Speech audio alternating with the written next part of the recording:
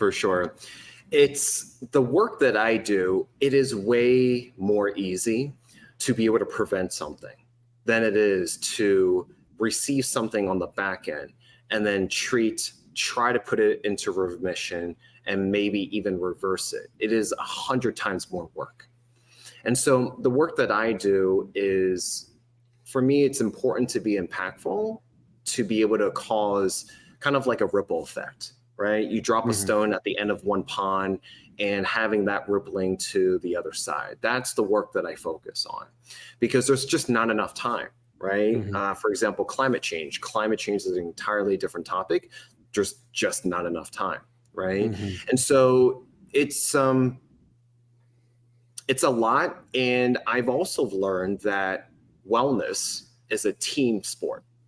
And I teach people that I didn't coin this, but illness, there's I in illness, and then in wellness, there's we in wellness. Oh, I love that. That's fantastic. Yeah. Great way to remember. Yeah. Yeah. And so, it reminds us that human beings are meant to be social creatures. We're meant to be connected and intertwined with others in order to thrive, essentially.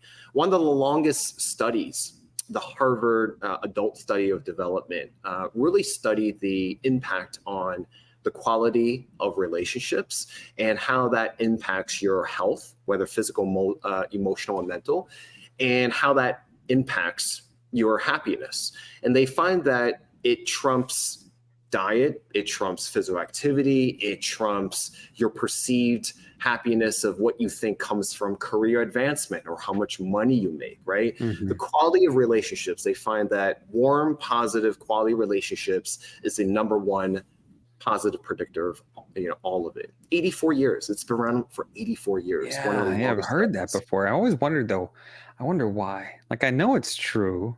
And is that because we make better decisions when people are looking out for us? Is that when we have more to live for, that we take better care of ourselves? I always wonder what that correlation was about.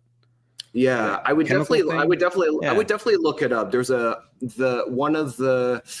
think he's a co-director because they're in their fourth generation. It originally started with studying white Caucasian males out of Harvard, and then they studied inner city males as well in the beginning. And then it just kind of blossomed, endured, and then they studied their children's and children's and children's and children's.